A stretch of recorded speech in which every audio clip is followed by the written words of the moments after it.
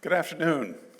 I'm Dr. James Waller. I'm the acting director of the Gladstein Family Human Rights Institute and a professor of literatures, cultures, languages, and human rights here at UConn. On behalf of my co-organizer, Dr. Erica LaPlante, it's our pleasure to welcome you to this Dodd Summit on Sport and Human Rights. We'd like to begin by acknowledging that the land on which we gather is a territory of the Eastern Pequot, Golden Hill Pagusset, Lenape, Mashantucket Pequot, Mohegan, Nipmuc, and Schaghticoke peoples.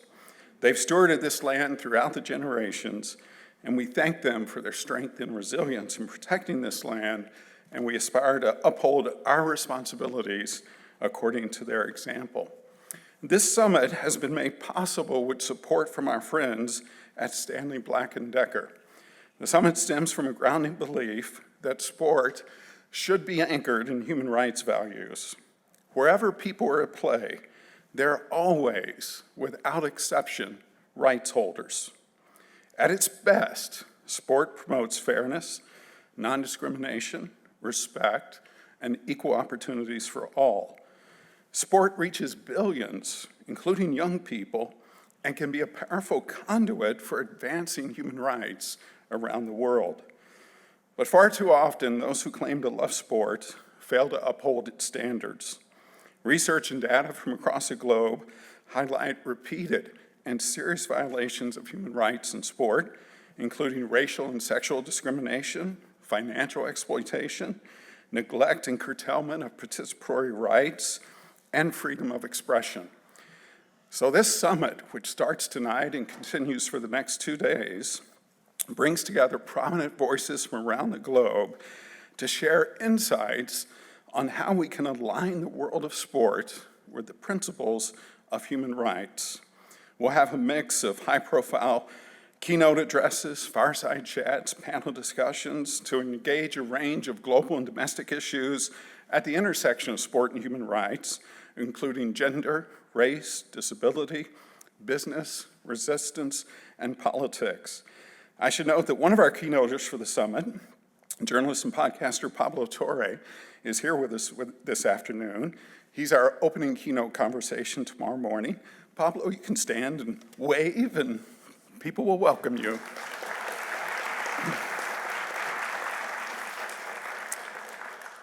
The summit is free of charge. It's taking place throughout the day tomorrow and Friday in Conover Auditorium at the Dodd Center for Human Rights. In addition, also at the Dodd Center, you can visit a remarkable new exhibit curated by Drs. Erica LaPlante and Kathy Lee Ball on the history of sport and human rights here at UConn. Before I introduce tonight's participants in our keynote conversation, I'd like to welcome Dr. Rhoden Marich, President of UConn, and Mr. Marty Guay, Vice President of Business Development at Stanley Black & Decker, for brief welcoming comments. Please join me in welcoming Dr. Marich and Mr. Guay.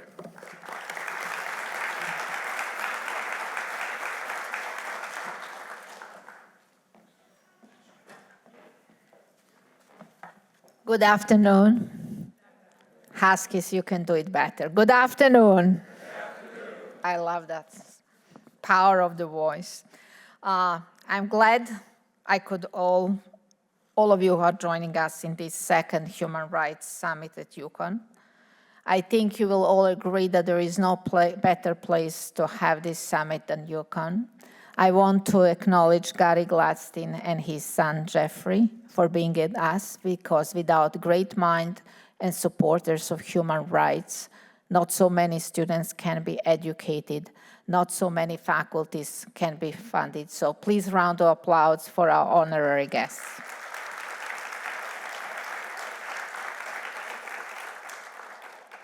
The relationship between sports and human rights is both timely and perfectly suited at UConn with such proud tradition of athletics and success. So I'm sure next year we are going for double championship, and that's why this summit is perfect at UConn. But equal opportunity is UConn's status as a premier university for the study and promotion of human rights.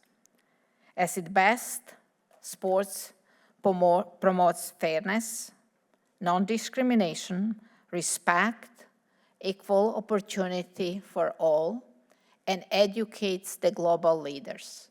So tonight and during this summit, we have honor to host and have the presenters who we really call the global leaders. Tommie Smith, Olympic gold medalist and civil rights icon. Tommie, can you please stand up for everybody to give you a round of applause?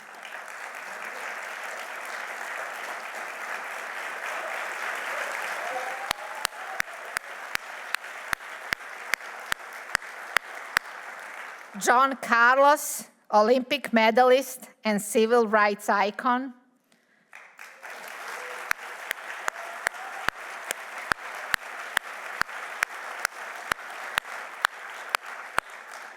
And William Rhoden, columnist and editor-at-large for ESPN and Andscape.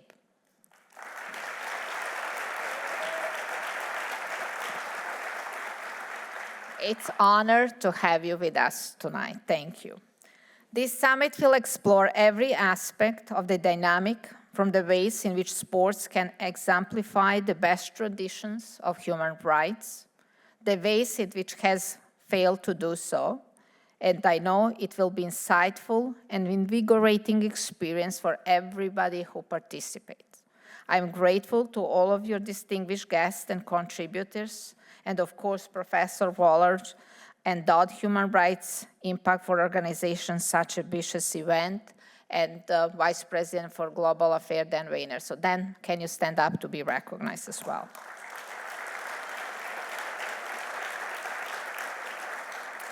It's my hope that this will become a landmark in our ongoing effort to better understand the intersections of human rights and athletic pursuit that captivate countless millions of people around the world. So thank you, everybody, for participating, and let's have a great summit. Thank you all.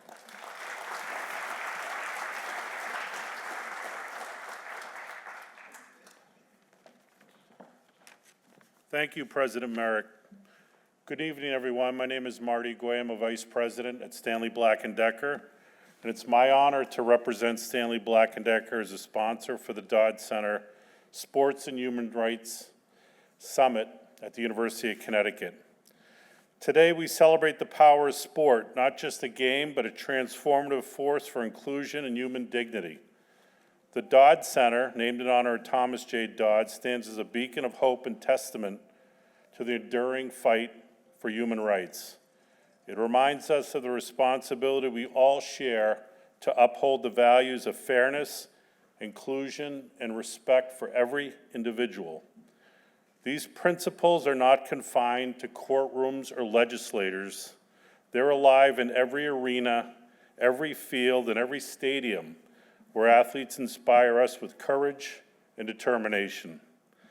I'm particularly grateful to Senator Chris Dodd for his leadership in getting us engaged in this effort years ago. I also want to thank Jim Waller, Eric LaPlante, Dan, Catherine, and Rachel, who really drove this effort to put this together. Sports has always been more than competition. Sports are a universal language, transcending borders, cultures, and differences. They unite us in moments of triumph and teach us resilience in the face of adversity and fair play. But perhaps most importantly, sports builds communities and teaches us valuable life lessons. Over the next few days, we'll hear from extraordinary individuals, current and former athletes, advocates, and leaders who have used their platforms to champion human rights. Thank you for being here, for your passion, and for your commitment to the values we all hold dear. Together, let us celebrate the power of sports to shape our world and our future. Thank you.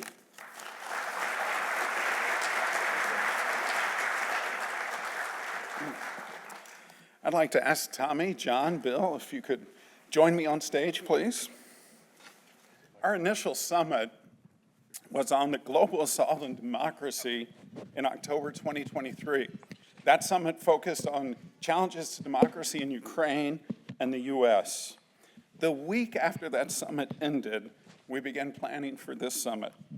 From the moment I first raised the idea with my colleagues about a summit on sport and human rights, it's been met with nothing but enthusiasm. It was a natural combination, as President March said, of two things for which UConn is internationally known: our athletic excellence and our rich legacy of leadership in the field of human rights.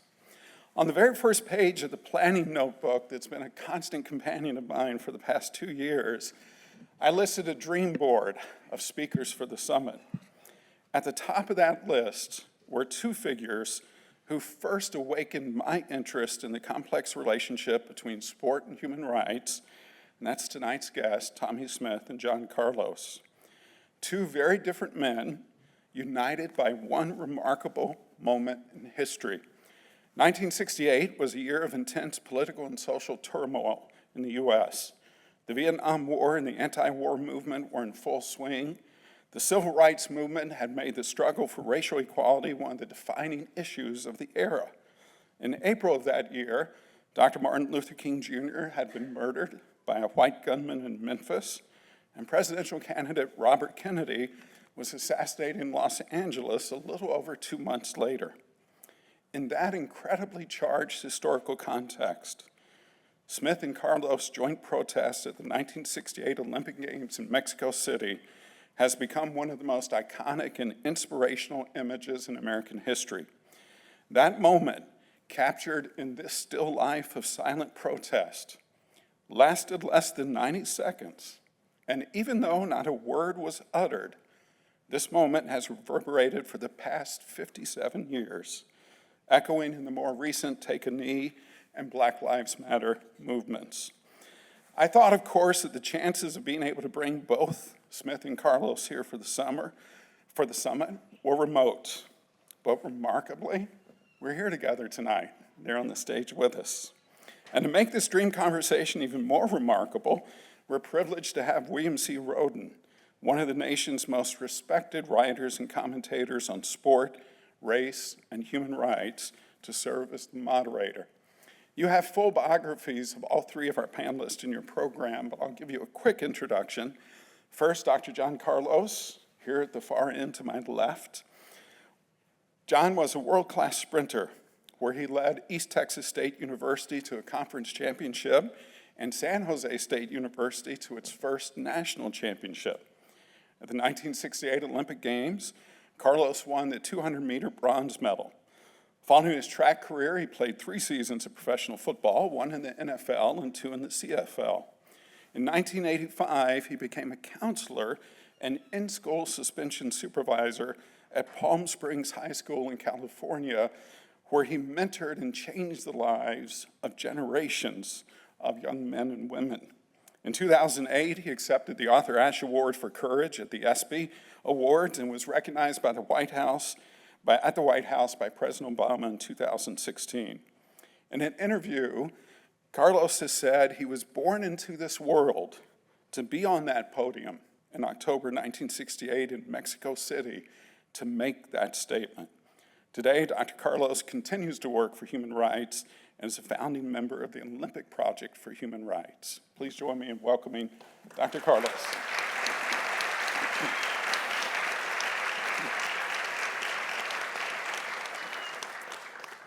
Dr. Tommie Smith is in the center. At the 1968 Olympic Games, Smith, who was a standout sprinter, also at San Jose State University, won gold in the 200-meter finals with a world record-setting time that stood for 11 years. Because of his protest, he was banned from national and international track competitions after 1968, so he too played 3 seasons of professional football in the NFL and continued to speak out for social justice and equality. Tommie dedicated nearly 4 decades of his life to education and coaching, including 27 years as a faculty member at Santa Monica College. His achievements have been recognized with numerous honors, including the Arthur Ashe Award for Courage, the Trumpet Award, the International Peace Prize in Dresden, the Courage of Conscience Award, and he also was recognized at the White House by President Obama in 2016. Today, Dr. Smith continues to share his message globally, reminding us of the power of sport as a platform for justice, equality, and human rights. Please join me in welcoming Tommie.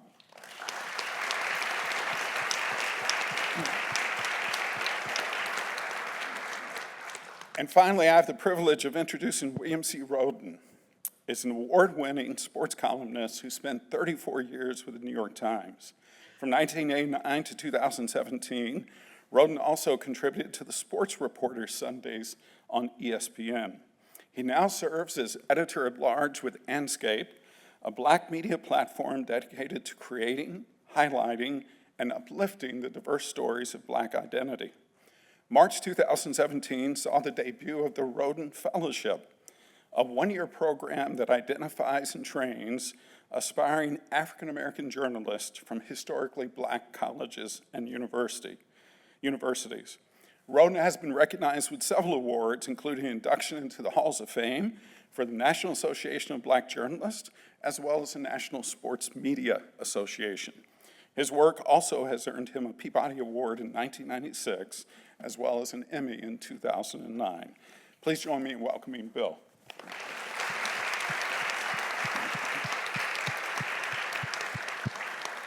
In our pre-event planning with our three friends, we have said, if this turns out to feel like you're just sitting around a kitchen table, having a drink together, just chatting, that's going to be perfect for us. And I think it will be how this turns out. But before the conversation starts, we want to take just a brief moment to share a video clip that takes us back to that remarkable moment in history in 1968.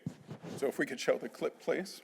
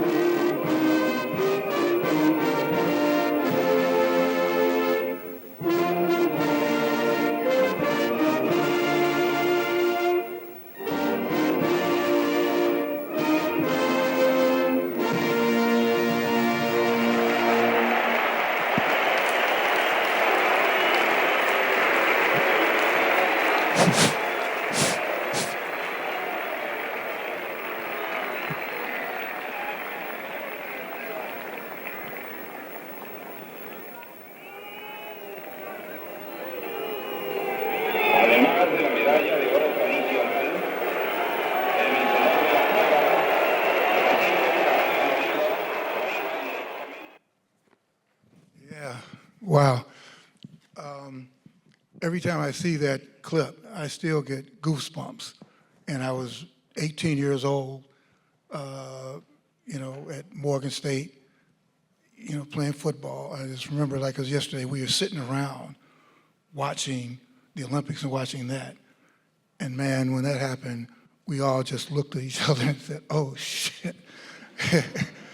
And I think that for a lot of us, we never were the same. So I want to ask, okay, well, one thing I never want to, whenever we're together, I never want to miss the opportunity to thank you guys.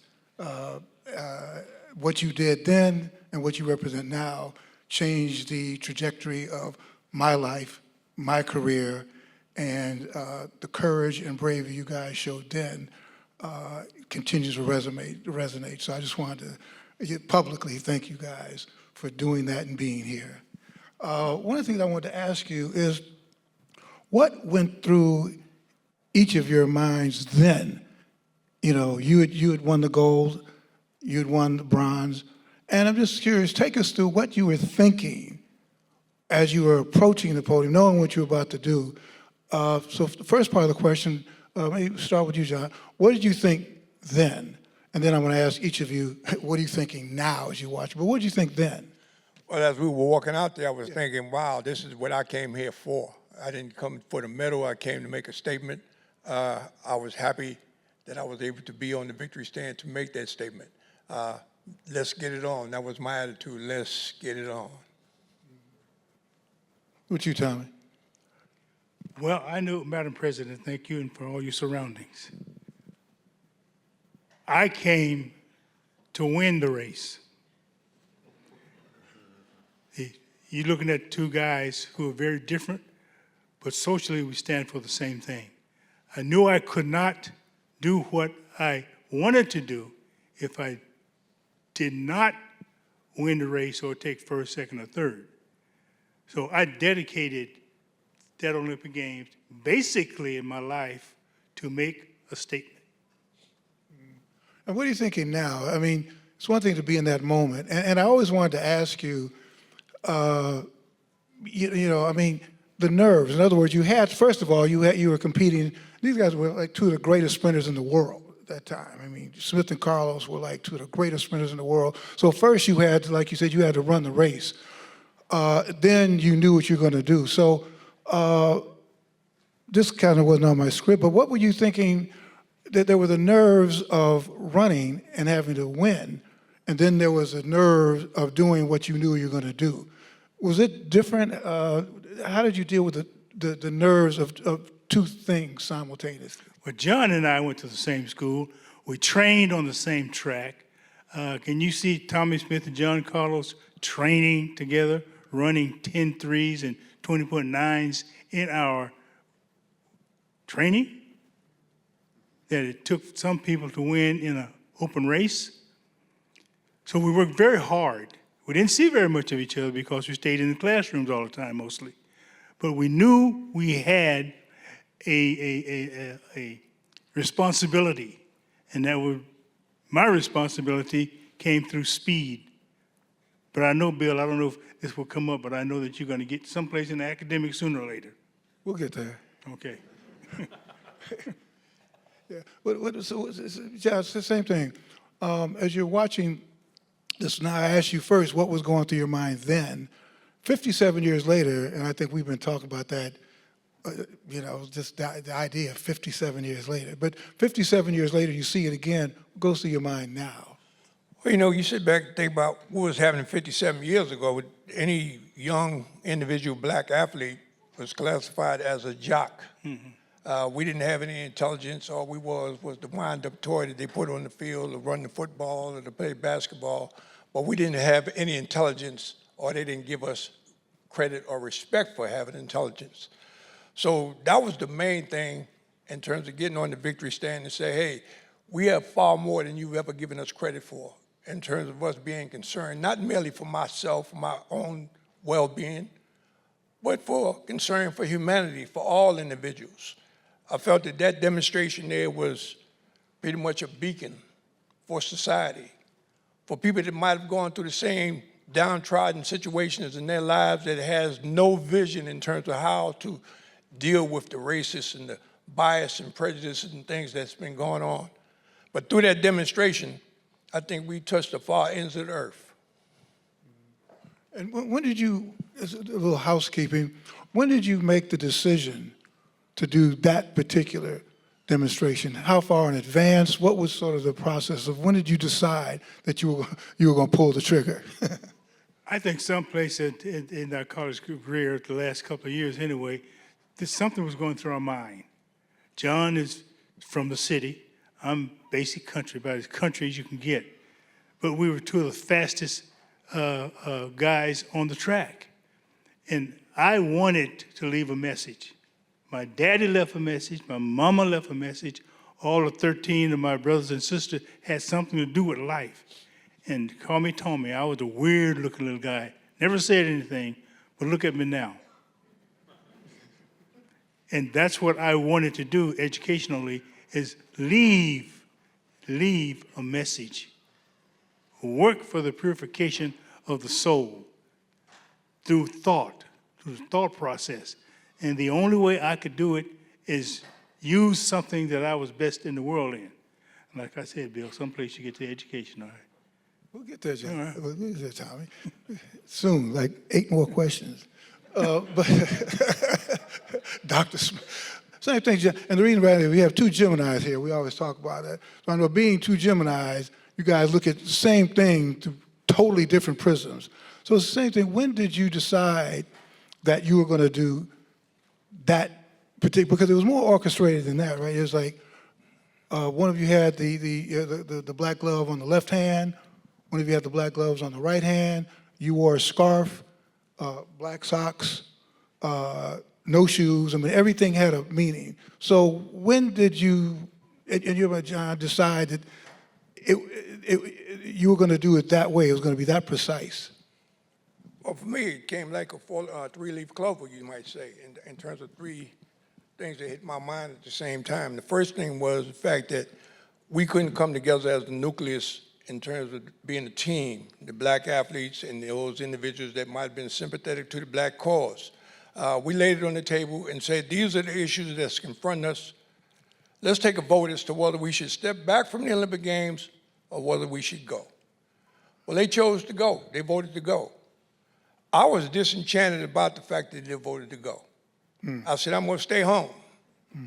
But the guy is greater than me by far spoke to me, which is the creator. And he said, John, you know, you could stay home.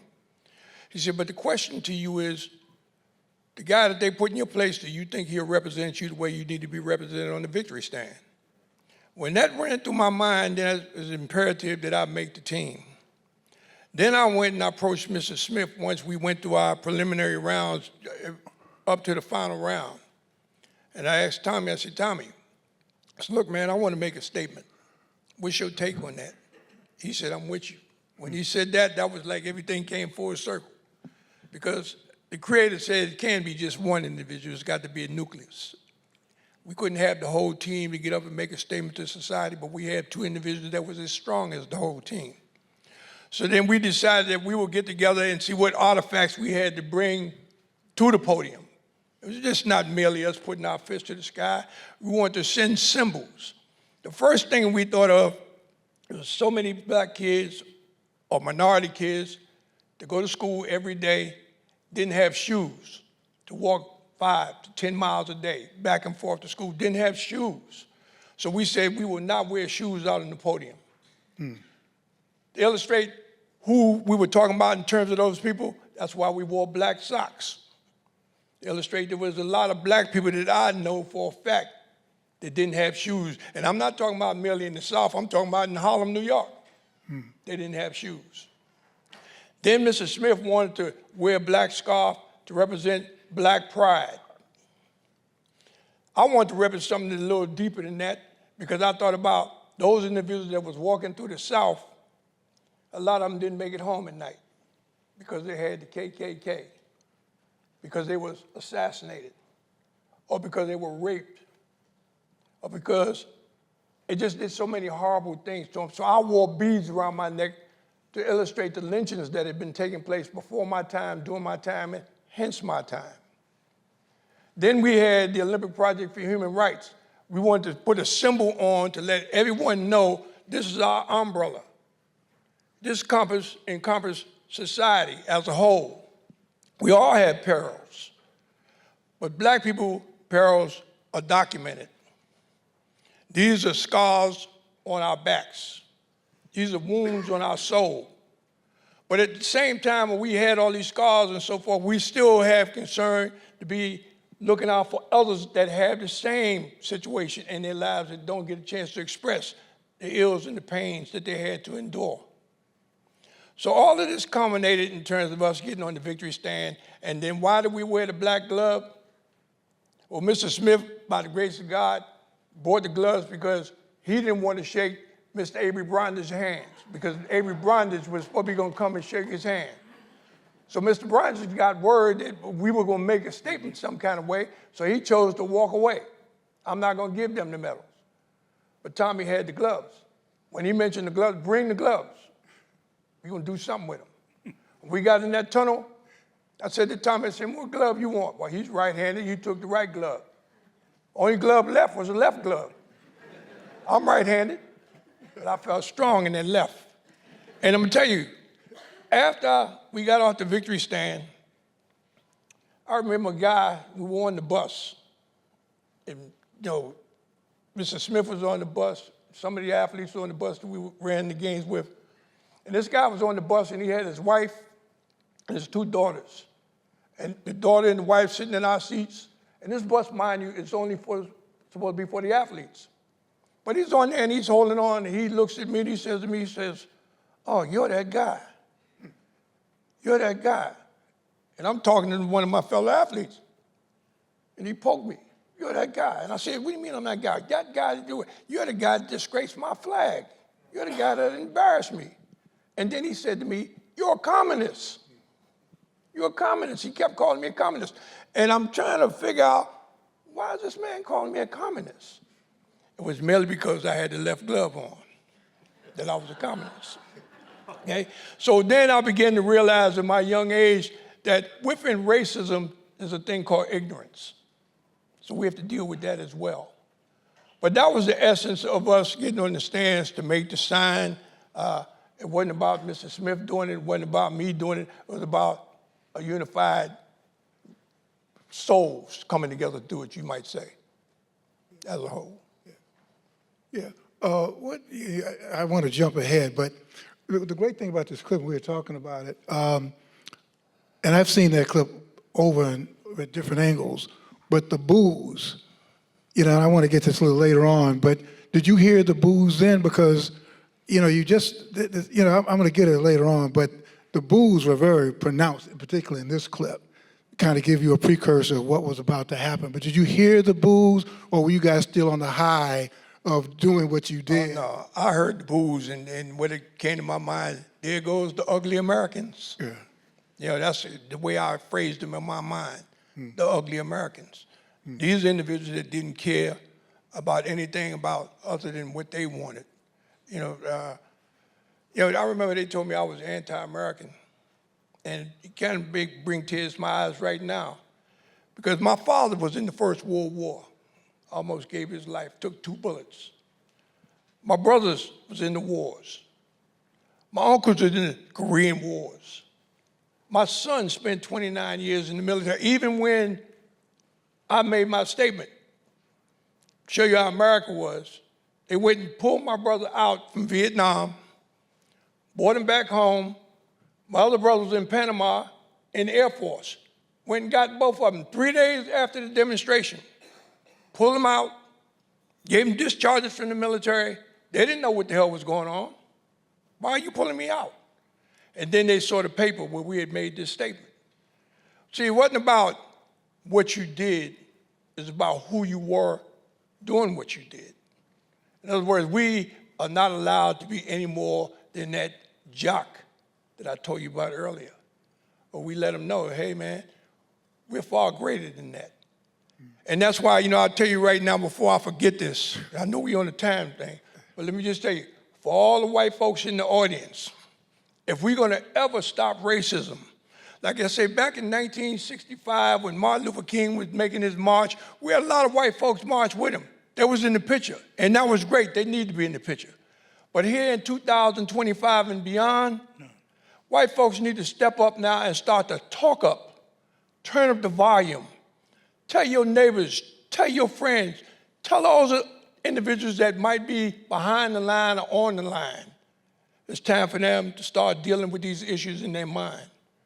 I can't turn this thing around by myself, but as Dr. King said, with the turn of all of us, we can create wonderful life for everyone. My whole thing is at 23 years old, wasn't about my life, it was about the life of my kids.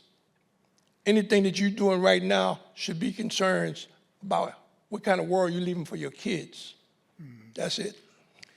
You see it.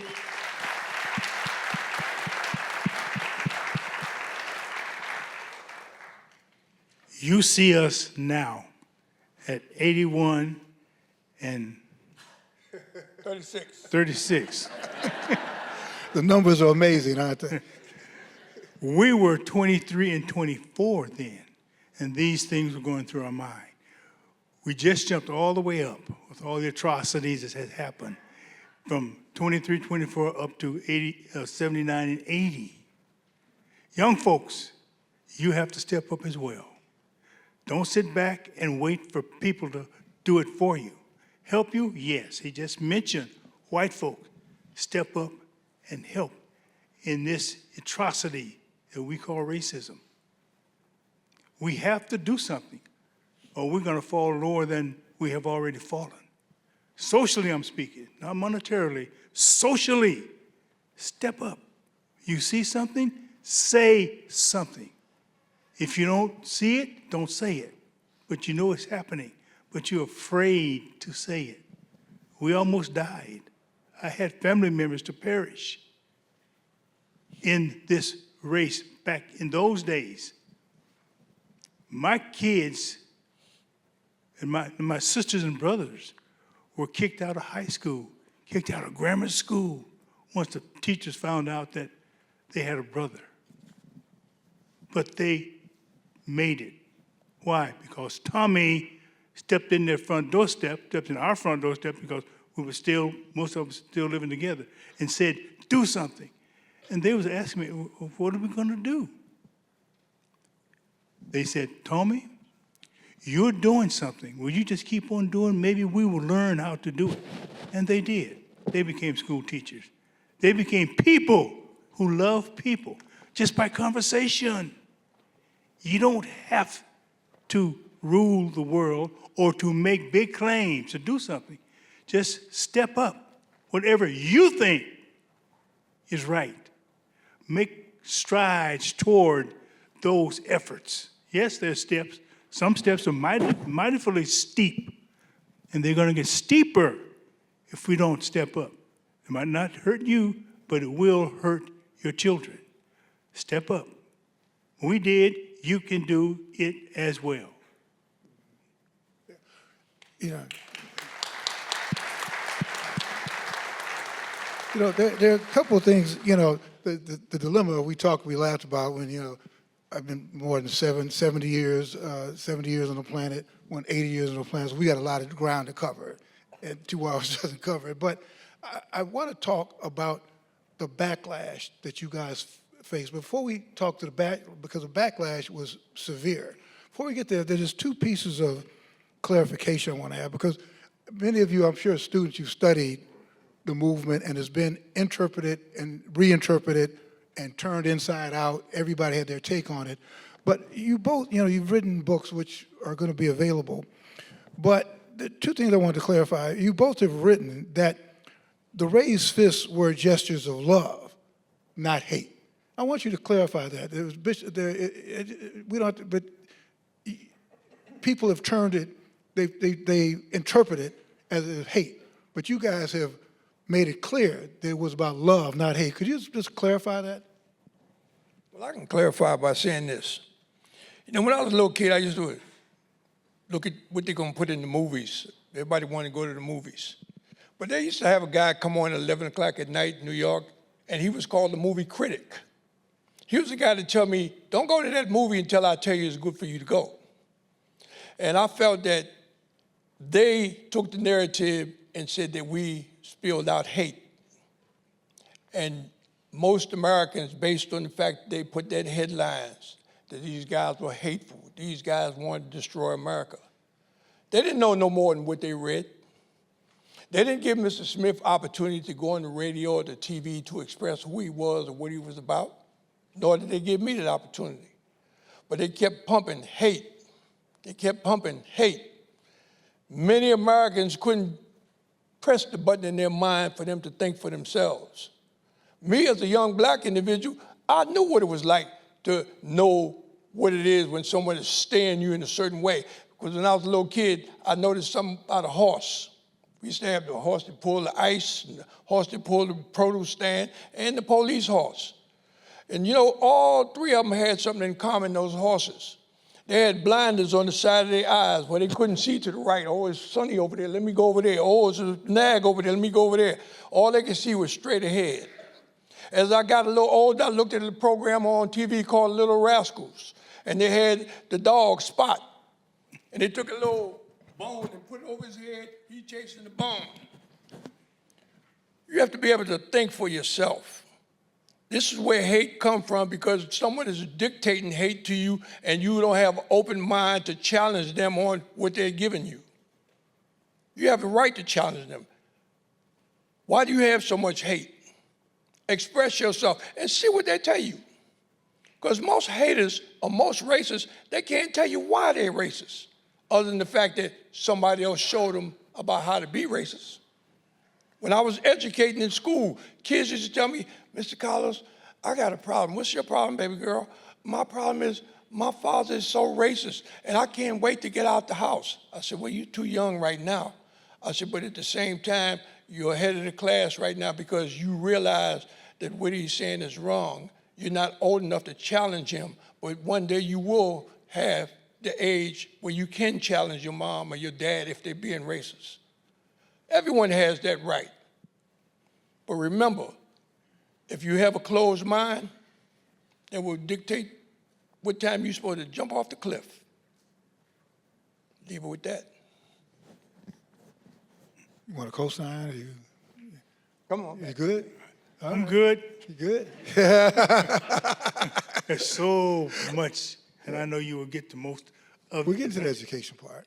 But let me add, the other point of clarification is that it's also been defined as the Black Power salute.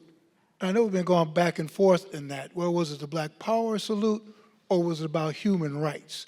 So in October 2025, I just want to clarify that. I know you talked about the Black Sex, but was it the Black Power salute or was it about human rights?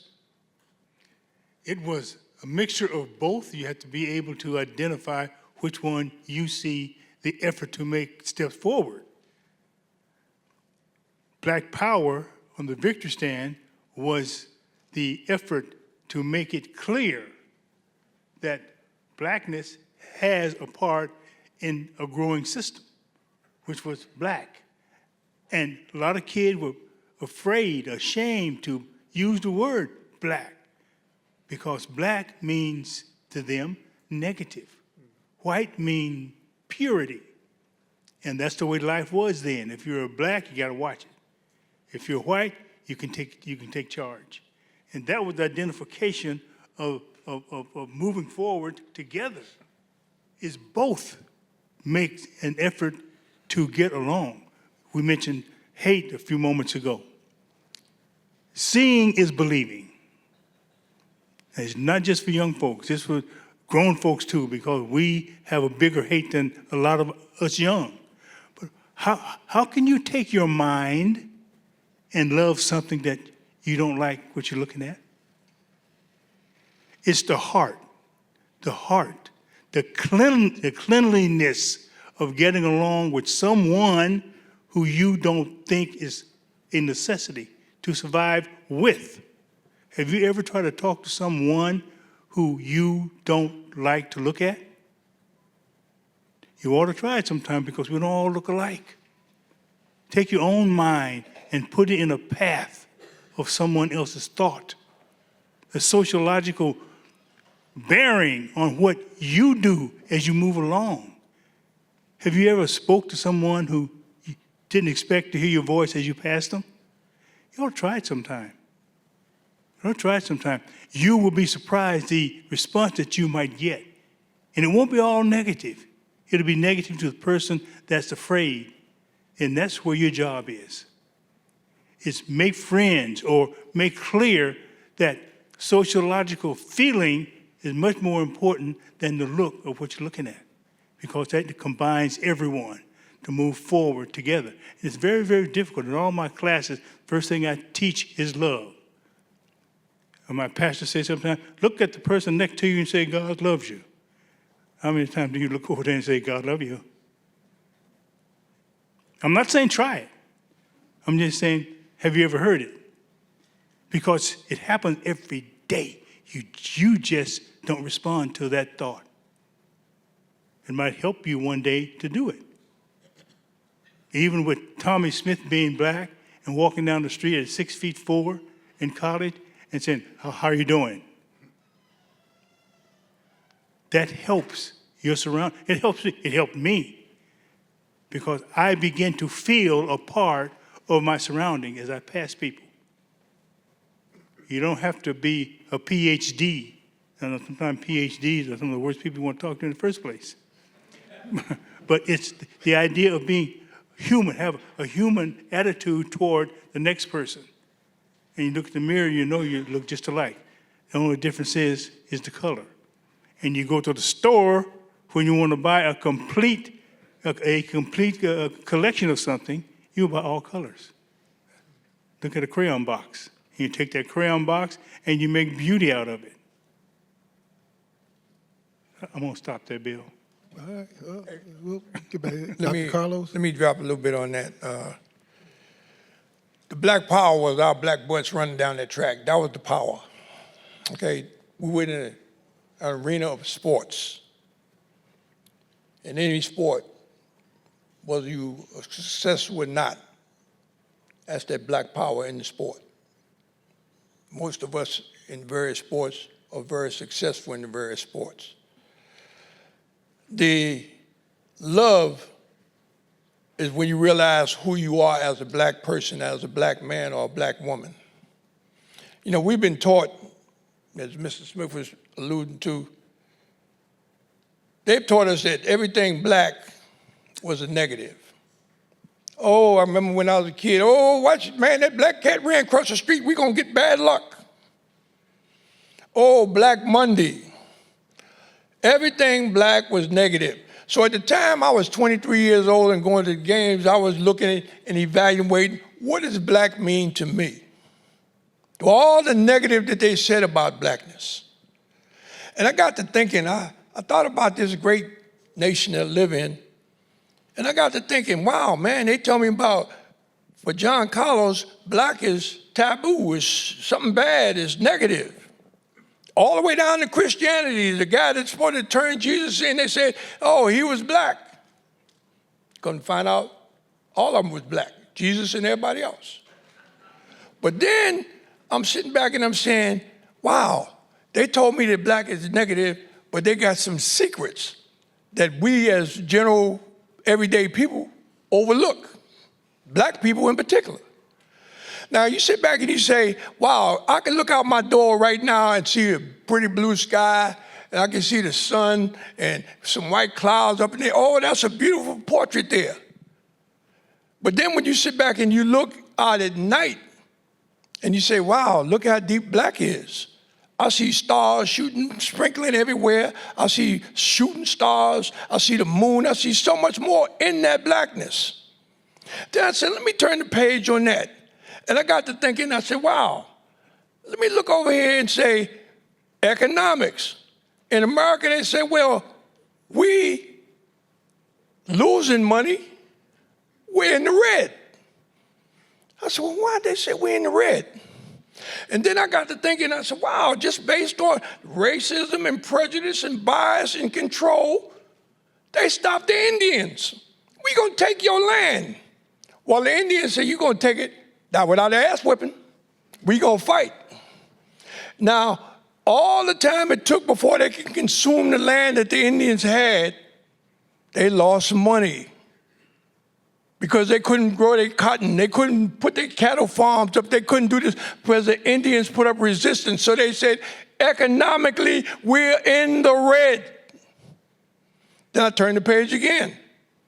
And I said, wow, when we making money, why is it that they didn't say we're in the green?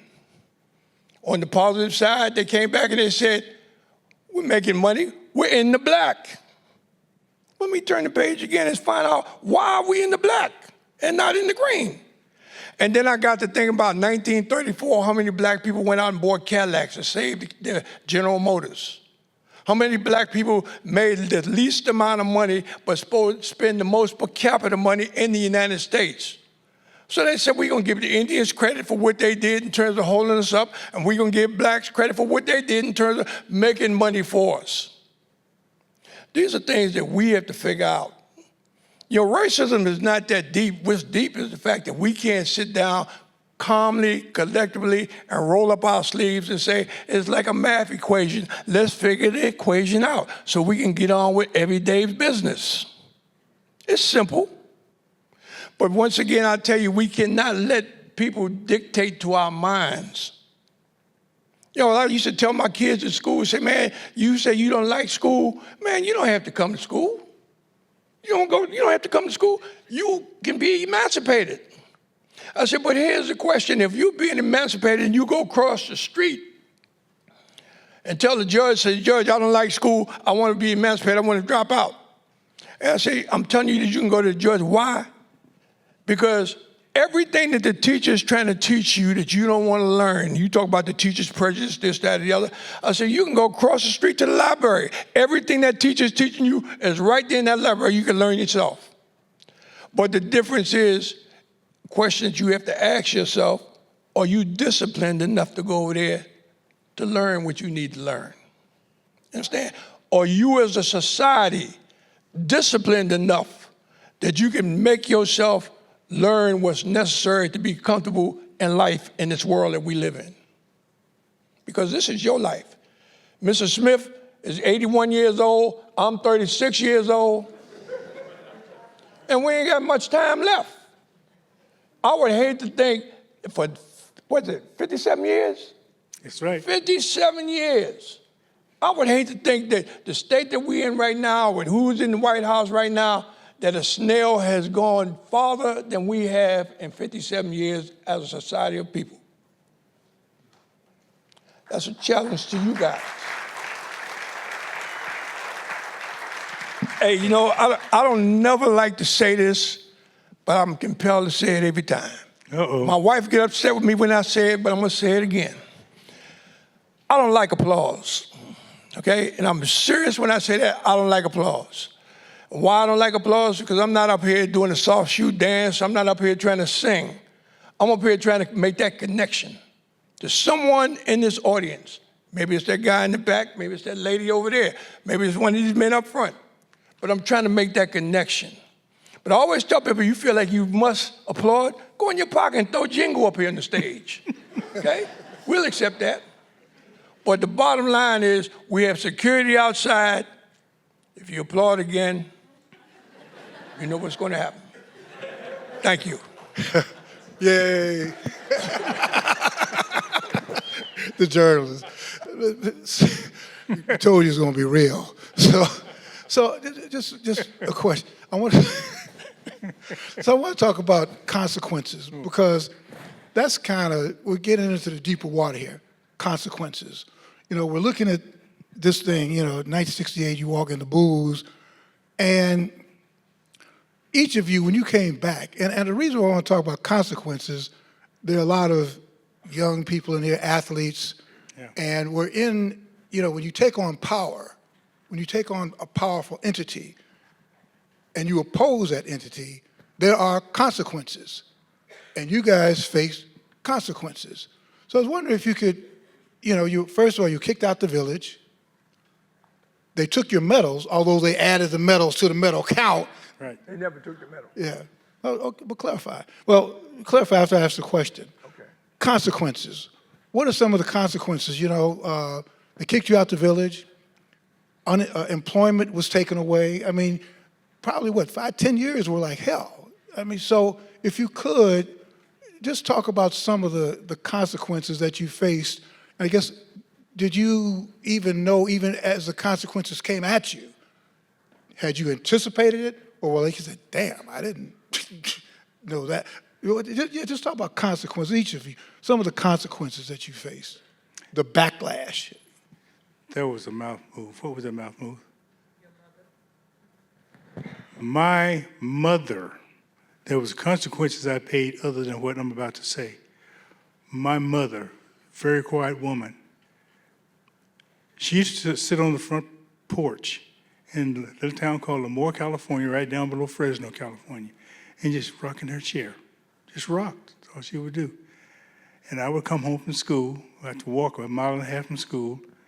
And I said, Mother, what's wrong? Nothing, just sitting here. I would sit along beside her, and I could feel those feelings. And I said, well, I had a pretty good day in practice today. She said, I know it. I always used to wonder, why would she say she know it? Because I believe she did know it. She kept it inside. It got so big on the inside, she was sitting up in church one day, just sitting. And all the Smith family could sing. All the daughters, I had 7 sisters, and they used to sing, vibe with the Gladys Knights group. They were singing at church one Sunday, and she was just sitting in the front row.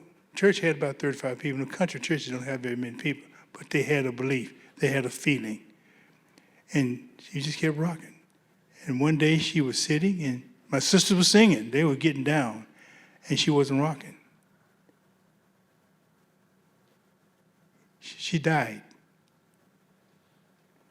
And my daddy said one day, Dora, her name was D-O-R-A, Dora, she's very quiet. I wonder why she's so quiet, because I know her heart is hurting.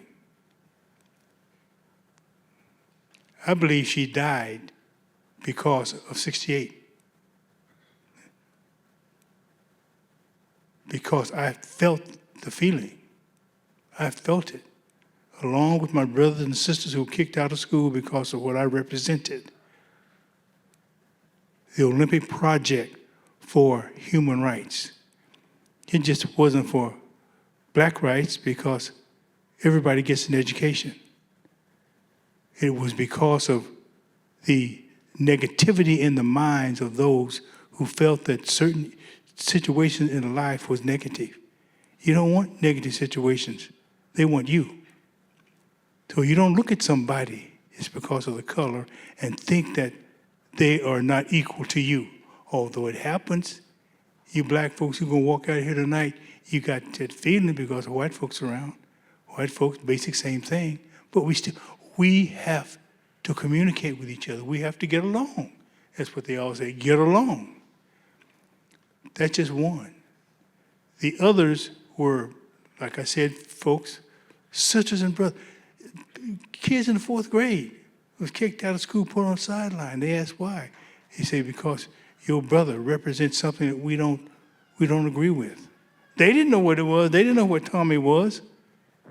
Tommie was in high school or college fighting a system which he didn't understand either. But he didn't like the feel that he had, same feeling my mother had, but she had a weak heart. And she died because of my representation of human rights in Mexico City. But that was God's way. That's his way. I don't know what he's going to do. Folks, you're going to go. You wish you won't go, but you're going. Why not leave a legacy? See, I'm not in school. I can talk like this. Why not leave a legacy?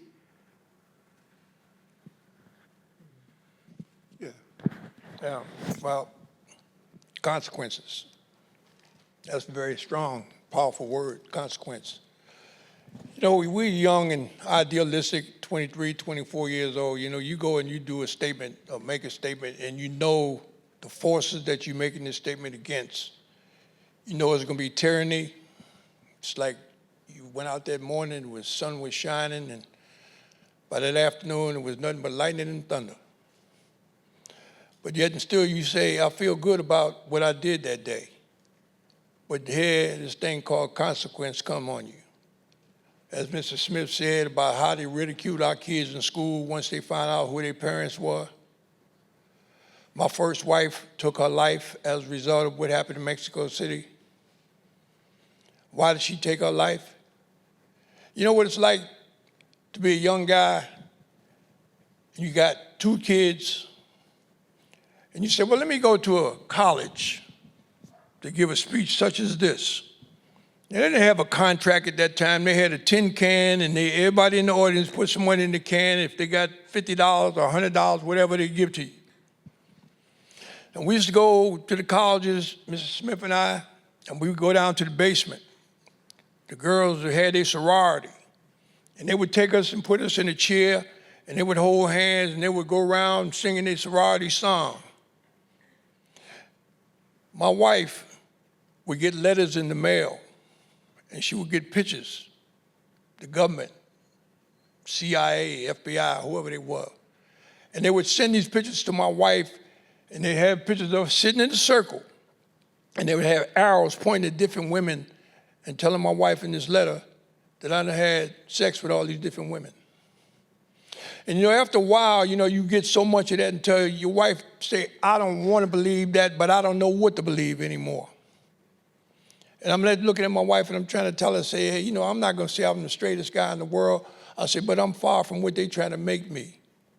I said, where do I find time to go out and have sex with all these women with this shit I got hanging over my head? But it drove her to the point where she decided I'd be better off dead than to live the life that they trying to give us. I thought about that long and hard. A lot of people ask you over the years, say, man, would you ever done that again? Would you change anything? And early in my life, I said, no, man, there's nothing I would change. I would do the same thing tomorrow. My older life, I said, yeah, I would change something. I would be more responsive to protecting my wife and my kids better than I did. When you're 23 years old and you go and you make a statement such as we made, you don't think that they're going to come after your family. You think they're coming after you like they did Meg Evers. I'm ready to die if that's where I have to die to stand for what I believe in. But I don't know whether I was ready to sacrifice my wife and my kids at that time. My wife died, I had to think about that. But here I am at 80 years old, and I'm sitting back and I'm saying my wife would have had to die 1,000 times, and I would too. And I don't think I would ever change one thing that I did there. Because what we did was so necessary to be done. God showed me when I was a little kid, 7, 8 years old. He showed me on a box in a grass field. I used to tell my mother and father, I think it was the Yankee Stadium. But I'm on this box in the grass field, and I went to wave. Because I hear all the people, they was yippee-ki-yay with excitement. And this is true. And I'm on the box by myself. And when I heard the people were excited about something I did, because the Creator never showed me what I did. But through the excitement, as a little kid, you want to get up on your toes, you want to wave, you want everybody to see who you are. And just as I went to raise up on my toes and raise my hand up, it froze in time. Why did it freeze in time? Because the Creator wanted me to let me know there's going to be tyranny.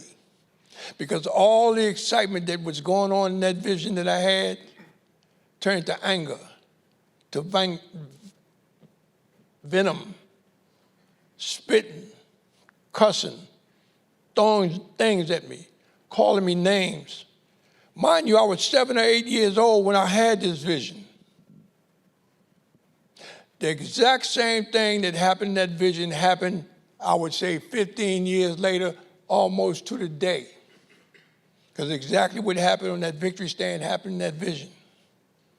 So God told me, say, hey, man, there's going to be some pain, there's going to be some agony. In the long run, you're going to be successful in terms of moving the ball farther down the road. We're not the first individuals that got up and did anything. Think about what it took for Harriet Tubman to get up and do what she did. She didn't have no support or no whole bunch of black men at that time running around and say, Harriet, I got your back. But it didn't deter her because she knew the necessity of what she was doing. Little Rosa Parks, little frail woman. You think that she didn't have chills running up and down her spine to think that I'm going to sit on a bus where they tell me I can't sit in the front seat behind the driver, I have to go to the back of the bus, or I can't get on the bus? She said, enough is enough. She said, I'm going to step up to make a difference. And each and every one of us, what runs through our mind? I could die for what I'm doing. But once I do it, they can't take it back whether I live or die. What's done is done. That's the irony about what happened in Mexico City. They don't like Mr. Smith for what he did. They like me even less. But there's one thing about it, they respect the hell out of Mr. Smith. And they respect the hell out of me. Now, racists I'm talking about. I'm not talking about the everyday walk down the street John. I'm talking about the bigots and the racists that's out there. They don't like me, but they respect the hell out of me. Now, how did I find this out? I find this out because through his history, through my history, through Harriet Tubman, through Rosa Parks, through Frederick Douglass, any of them, we had to go through a thing called jealousy and envy. And I used to express it years ago and didn't even realize what was happening when I was expressing it. They said, man, what was it like? I said, man, imagine being in a pine tree. Pine tree 100, 200, 300 feet tall. And every branch in that pine tree was a black arm. And here, Mr. Smith and I, we up at the top. Wind blowing. All of a sudden, you hear people making growling sounds. And we out there and we feel good because we know we did something good for society, for humanity. And then you look back and you hear something like a saw, because we out in that branch and we hear the saw and we look back and somebody back there that you thought that you were serving cut the branch. And as they cut that branch and you falling, you saying, I ain't worried because all those arms, all those black arms that I saw down there, they're going to catch me. But all the time, I saw retraction. I saw arms retracted. That's why we in the state that we in today as black people. Because when it was time to step up to support Harriet Tubman, to support Frederick Douglass, even to support John Brown, to support Peter Norman, we step back opposed to stepping up. So yeah, it's sacrifice, it's tyranny, but every bit of sacrifice and tyranny and agony is worth it if we're gonna move society forward in a better way. Would I do it again? I hope when I come back in the world, if it's still going, I hope God give me the opportunity to do it one more time. But I think he's going to send me on another mission when I leave here. Okay? And remember this. Tell all your friends this. Ain't none of us getting away with this. Ain't none of us walking out of this alive. But everybody here is going to be judged on your character as a human being on this earth. Mark my words on that. Everybody is going to be guaranteed to be judged on your character. What you did, not so much what you did for yourself, but what did you do for your neighbor? What did you do for the next door's kid? Because we all in this together. You know, the only time we come together as a humanitarian situation, when we come together, when God said, all right, let some catastrophe come about. When we have a major earthquake, then everybody put religion on the side, we put race on the side, we put how much money you on the side, put everything on the side. Help me, because this earthquake came and we all in tyranny. Or when the fire comes, get that bucket, help me put the fire out. We don't care what color you are. We don't care if you're good looking, ugly, fat, skinny, tall, or short. Let's come together.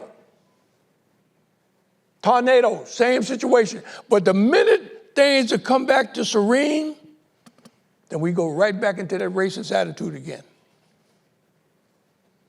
Guys, you know, I'm gonna tell you something. Just like I said, Mr. Smith is about to leave, I'm about to leave. The sand clock is running out on all of us. And remember what I said? Trust me, you will be judged.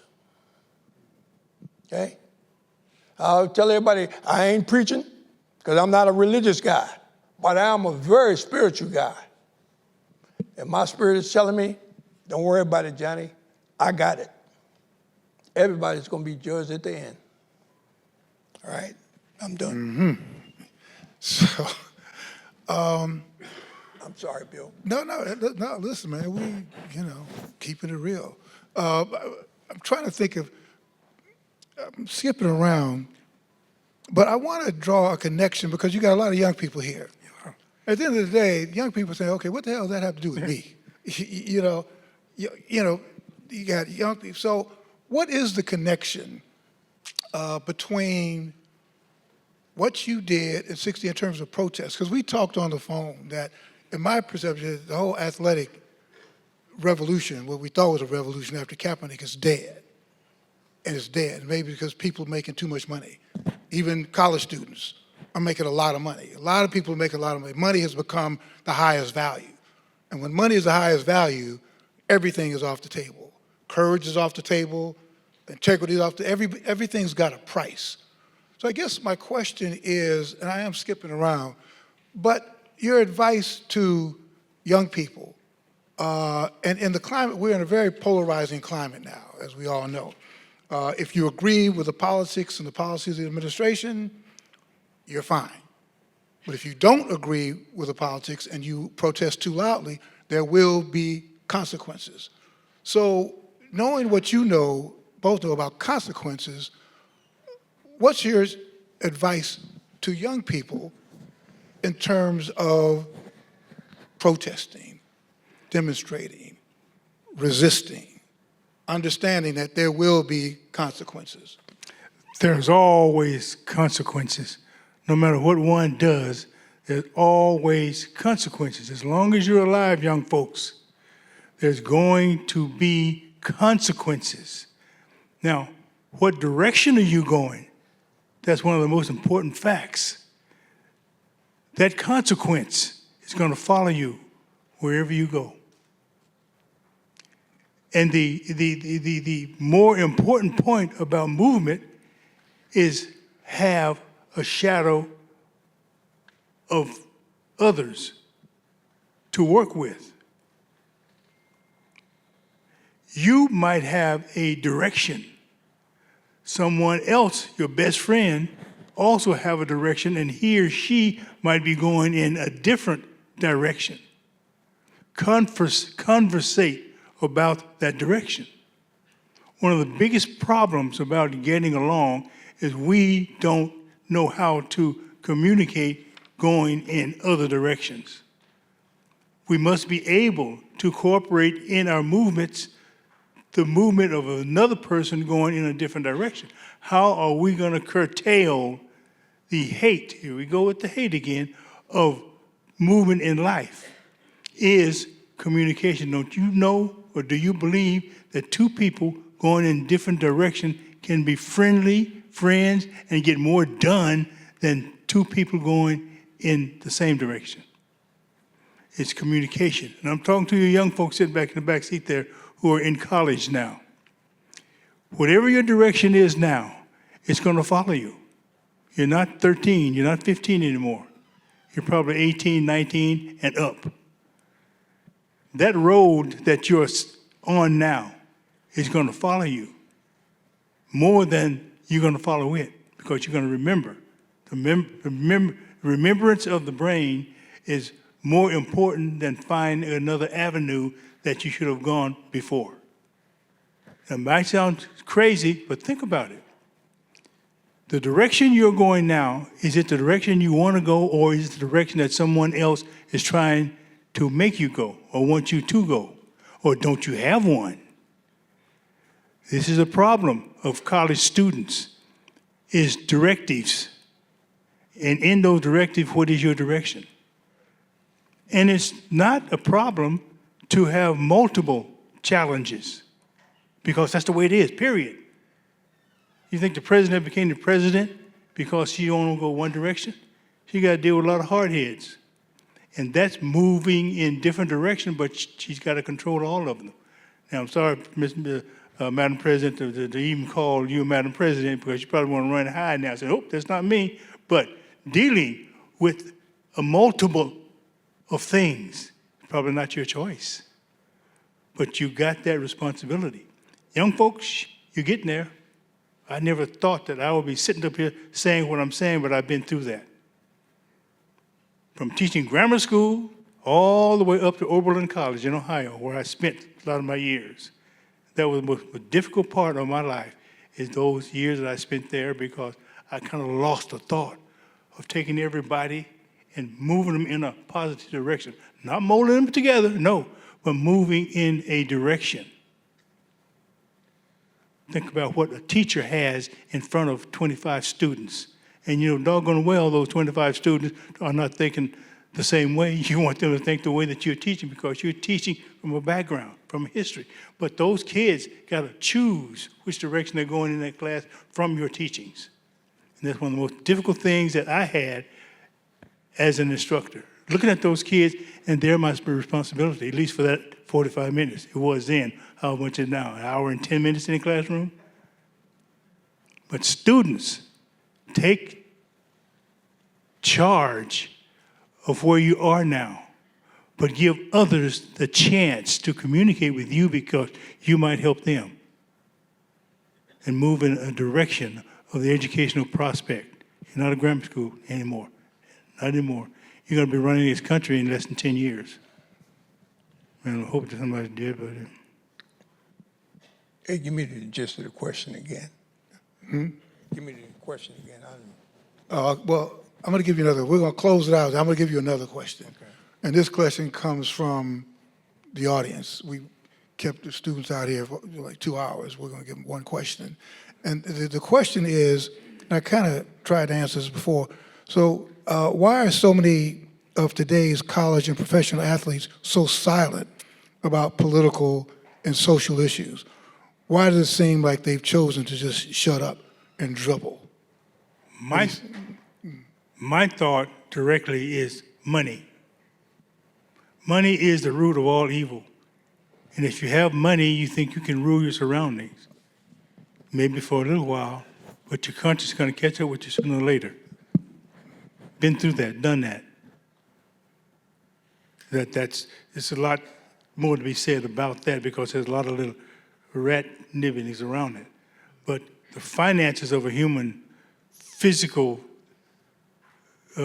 position usually rule how they deal with themselves in a mass of people. Somebody mentioned about cars this morning, in fact, driving over here. Some people mentioned about a child who's running their lives. There's so much. But getting back to that former, I know you want to go on, Bill, I know that. The former question that came up about students and their movements. Students, take charge of where you're going. You don't rule it, just take charge of it and lead it. Lead it. You might jump off later on down the line, but please lead it now.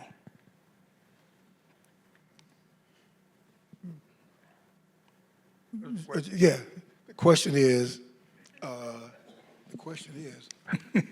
why have students, college athletes, in this student's mind, why is the revolution basically dead?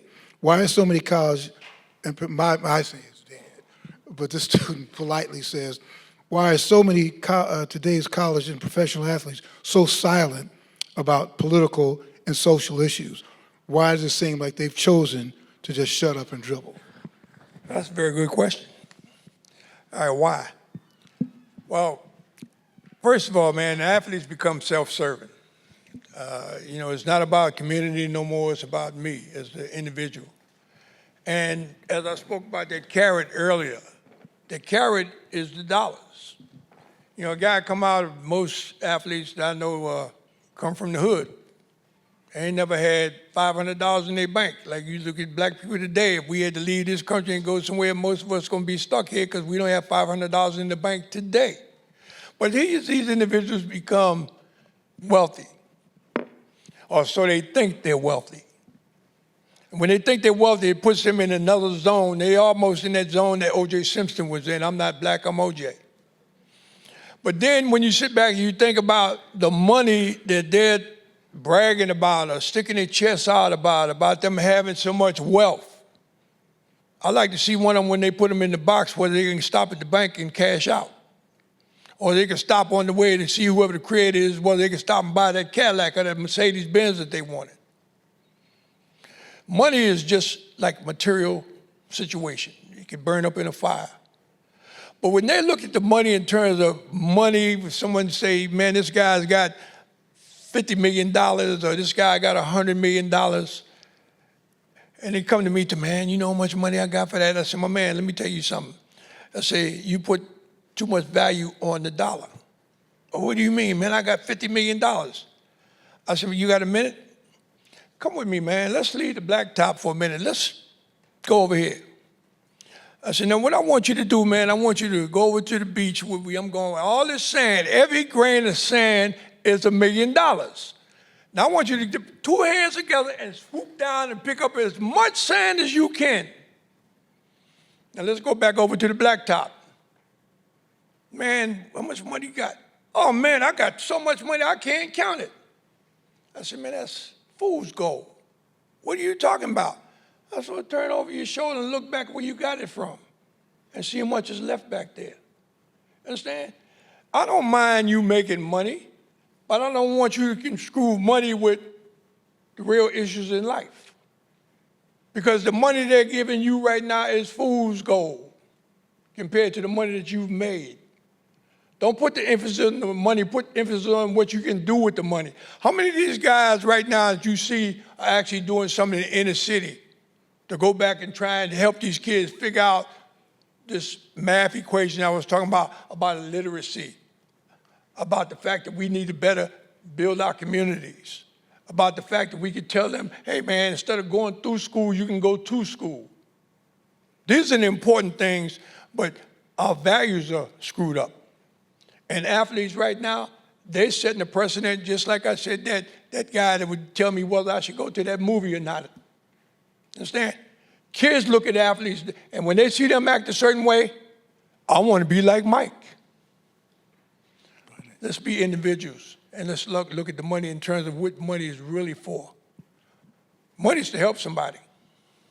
If I see somebody in the street, they shouldn't have to put their hand out to show me that they need help. They're sitting in the corner, sitting in urine.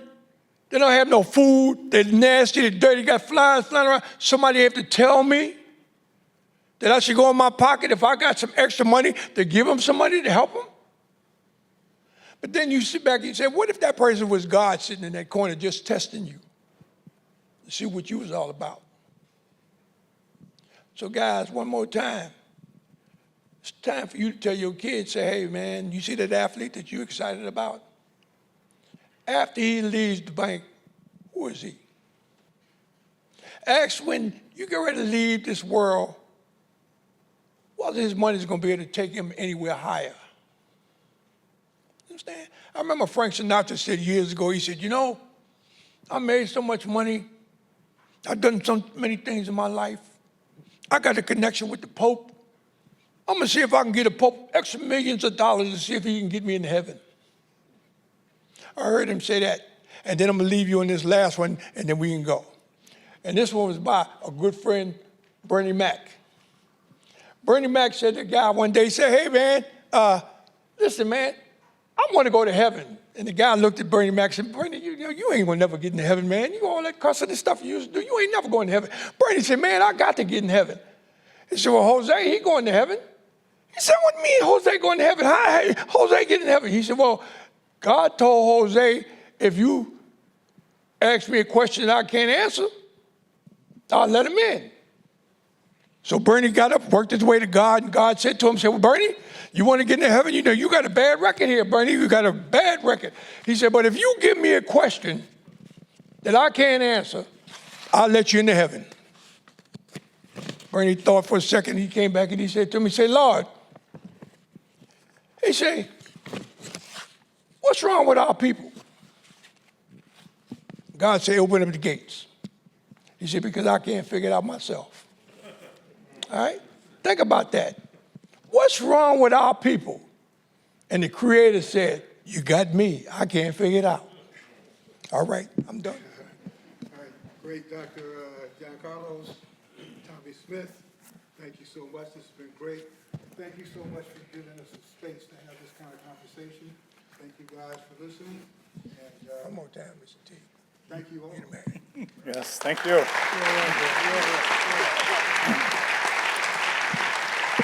I want to thank all of you for being here. As they were speaking, I thought of some of the work I do in Northern Ireland. I do a lot of research, writing, speaking in the north of Ireland during my time there as a visiting scholar at Queen's University, Belfast. And I've had the chance to get to know some incredible people involved in the civil rights movement in Northern Ireland. One of those is Bernadette Devlin, an Irish civil rights leader and former politician.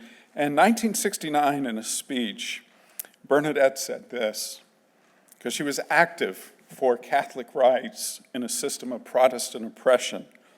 In '69, she said, "We were born into an unjust system, but we are not prepared to grow old in it." And I think of each of you, born into an unjust system, and you spent your lifetime challenging that system. And this afternoon, you've challenged us not to grow old in it. You've reminded us that every story has possibility of a better ending, but there's still a lot of work to do to bring us to that better ending. John, you're going to hate this, but please join me one more time in thanking them for their time here.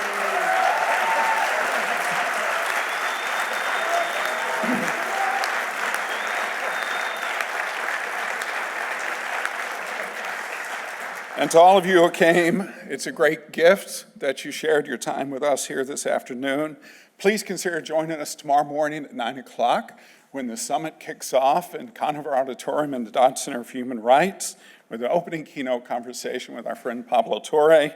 And then finally, as you leave here tonight, please feel free to browse some of the books in the lobby written by and about today's panelists. Again, thank you very much for taking the time to be with us.